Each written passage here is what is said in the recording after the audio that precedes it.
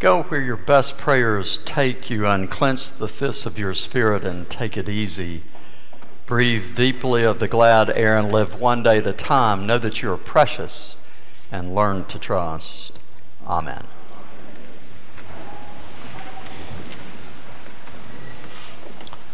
Well, that sequence hymn for all of you former Baptist, current Baptist, visiting Baptist, is a foretaste of that blue survey that you have in your hand. So I picked that this week.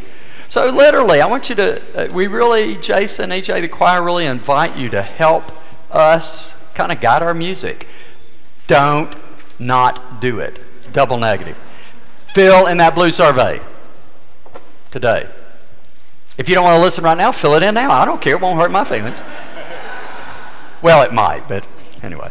But do the survey and really mean it. Write down some stuff. Things that are in our hymnal, not in our hymnal, just put it down, okay? All right, great. Well, it's summertime. I have a great summer story for you. And so to get you in the mood, I want you to go back with me a little in time to the turn of the century. Not this century, the beginning of the 19th century. It's 1908. And a young man came out of church. There was a young woman in church who kind of infatuated him, and he had asked her to go on a picnic in the afternoon after church. He had this all planned. Lived in Milwaukee. His name is Clarence. And he took this special young lady out to the lake, and there's a little island out on the lake, and he was going to rent a rowboat, row out to the island, have this beautiful picnic. It's kind of a warm, hot day. And he was very interested in her, so he's kind of checking her out. You know how that works. So anyway, he gets everything. He's arranged everything. They get in the boat. They row out to the island. And when he gets out there, he realizes he's forgotten all the condiments for their food. So he says, why don't you sit on the blanket? So he rows back, has to row back across the lake. He gets his stuff together, rows back out to the island. He gets out. He has forgotten the drinks. So he rows back again. This is a true story, by the way. He rows all the way back, rows back out. They have a lovely picnic lunch. And, of course, she is a dear, dear young woman. And after lunch, she just makes the comment, wouldn't ice cream be lovely? Well, and he rows back.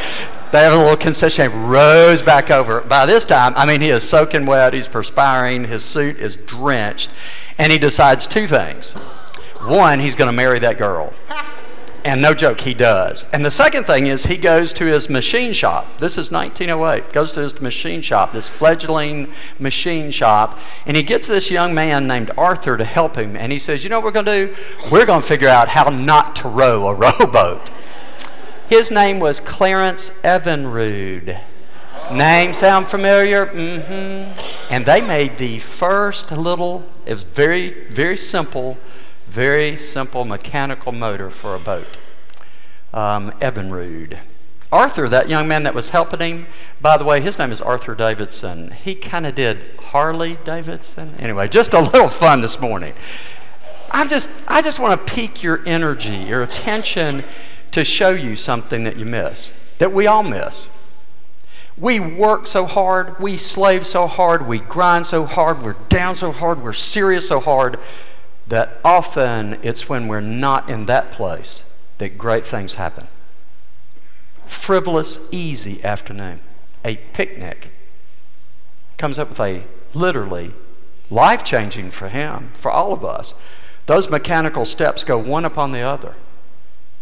And you see how it comes, because he's just got this idea. And how did it come? Because he's having a fun afternoon with someone he loves. Easy stuff. Be easy to overlook, but I'm not going to let you overlook it, because that's what summertime is really all about. So my real question is, what are you doing here this morning? Y'all are supposed to be laying out. Come on. But I want you to have permission. I want you to take the permission that I don't need to give you to take care of yourself. It is summertime. You remember Ecclesiastes? Pretty wise stuff. There is a season for everything. Everything has a season. Summer season's really important. To sit back, take it easy. Skip church, sleep late, read a book, go to the beach, connect with friends. Take care of yourself. Rest. When else are you going to do it? I promise you, man, we hit September, it starts cranking. I can feel it. My blood pressure goes up and the energy level goes up, and I bet yours does too. So if you're like some people who are retired and that doesn't matter. You know, every day's Saturday except Sunday, and that's Sunday. That's good for you, but the rest of you need to rest. So I want you to do it. And what goes on in the church while we're resting? Well, church is still going on. And the great thing about summer for me, about our lessons, is that we're early in Jesus' ministry. That's what we get in the summer. One story after another. These simple stories of Jesus in early ministry showing us wonderful things. They actually are more than wonderful things. Actually, I think what they are is this. Jesus is early in his ministry showing us little building blocks of faith. We get one a week. We're going to get one each week. If you're around, if you're not here, look at the lectionary, read it for yourself. If you're at the beach, read the gospel for the week. And I promise you, you're going to get included for you a little building block that Jesus was using to build his ministry, because that's what we're doing. We're walking with him as he builds his ministry. So we have one today. What is that? Simple story. Simon asked Jesus to come to dinner. He goes to a dinner party. It's real. Believe it or not, Jesus went to dinner parties. I know it's shocking. He's at a dinner party. They're seated. He's the main guest. So he's probably going to teach, talk a little bit. That's why he wants him to come. They want to hear this young man, what he has to say. The Pharisees do. Simon's probably a pretty important person in his village. What's interesting in that day and time, when you would invite somebody like that for dinner, guess what? Even the people who weren't invited could kind of sneak over and lean up against your house, stand at the windows and the doors and listen in. And that's what they would do. So that wasn't shocking at all, that you would have people not invited still wanting to hear Jesus. But then something unusual happens. This woman barges in and takes over. I mean, she really does just barge in and take over. A woman, by the way. There are no women in the room. And what does she do? She is so moved in Jesus' presence that she begins to cry. Her tears pour down on Jesus' feet. And she begins to clean Jesus' feet with her tears. Then she does this intimate, painful almost thing of using her hair to dry his feet. And then she anoints his feet. This deeply servant act right in center stage. No one says a word. Notice that, by the way, the story, Simon doesn't say anything. He thinks something. But whatever he is thinking is dripping out of his eyes, lips, mouth, his face. His disapproval is all over him because Jesus says something to him. Simon doesn't say anything, but Jesus says something. And what does he say? Simon, do you see this woman? Do you see her? We know what he's saying. He's not saying, do you see her? Of course he sees her. Everybody sees her. He's asking something else. So kind of come get with me. What is he asking? Do you really see her? Do you see this woman, what she's doing? This servant act? This thing that's almost embarrassing? No, it is embarrassing. Do you have any idea about her? Do you have any idea what she's up to? What brings her with this love, with this hope? Why would she do this? He's asking Simon to get engaged. It's right in front of you. You don't even see it. And Simon does not see the woman. He is stuck on her outrageous, outlandish, bold, inappropriate behavior. Period. That is all he can see. And then Jesus rocks Simon. And if he doesn't rock you, then you get the rest of summer off. Because then he says to Simon more deeply, those who don't get the stuff about kind of being forgiven don't love very much. Do you hear what he's saying to Simon? No, not to Simon, to all of us. He's saying to all of us something really bedrock, foundational. You see, if Simon can't see her, then he can't see himself. If he doesn't see himself, then nothing else is going to flow. If he doesn't see himself, he cannot love. Looking at the woman's not going to get Simon to do a thing. Looking at himself might. Jesus invites him into that place as he invites you this morning and me. You see, if all we have is judgment, if all I've got is judgment, there's no room for love. So, you want to know about the picture? Is that a sweet picture? Tom said it looked like Our Gang. You know the movies Our Gang? And actually, that's exactly about right, because this is from 1938. This is a basketball team from Anderson, Indiana. These boys, amazingly, it's an integrated team. Isn't that amazing, 1938? The two boys kneeling in the front on the right are Carl Erskine and Johnny Wilson. He's the one to the far right, smiling. They've been friends already for a couple of years. They're 10 years old. They will be friends for the next 80. Amazing story. And Carl met Johnny playing basketball. And then they started palling around together. Hard scrabble town, not long, the effects of the Depression still strong, parents working hard, from economic backgrounds probably not too dissimilar, kind of thrown together a bit. But Carl takes it and goes somewhere else with it.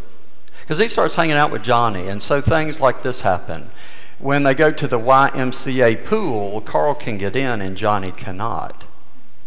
So Carl doesn't go. He goes with Johnny to the colored pool to swim for the summer. Oh, and when they go to the movies. See, Johnny can't sit with the other kids. He has to sit in the all black section upstairs, but on some days there's no black section, they're not invited. So Carl doesn't go to the movies. He goes the day that Johnny can go, and he sits in the black section. Oh, they go to restaurants as they get older together, teenagers and beyond, and they are not served. So when Johnny gets up to leave, Carl leaves with him. Johnny was the all-star of everything. Smart kid. He was Mr. Athletic in their little town.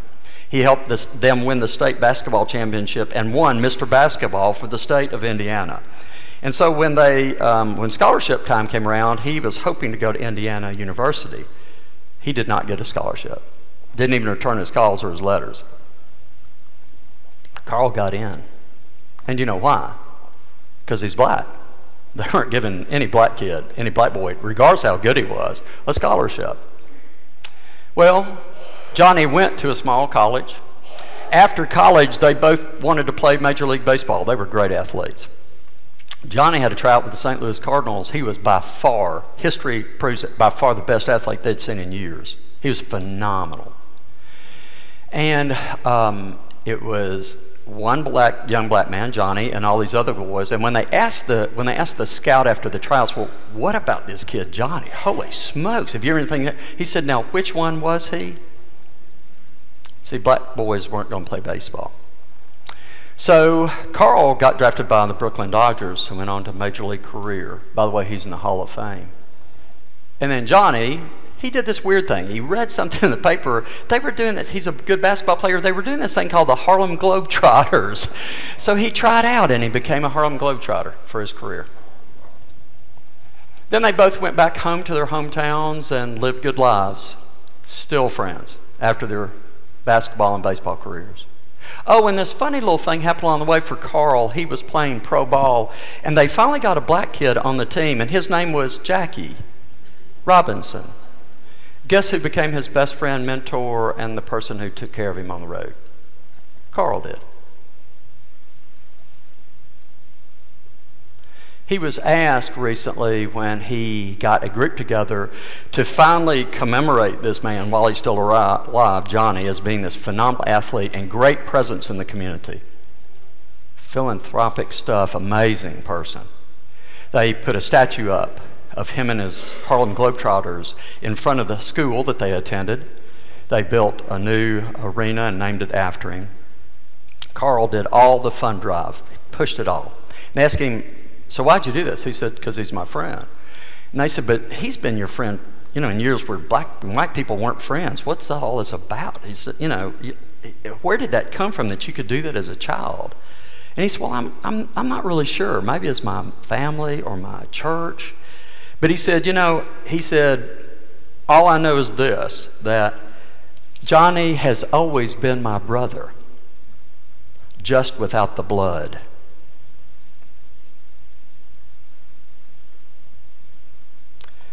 Jesus says that we have lots of brothers and sisters in life, all around us, all the time, just without the blood.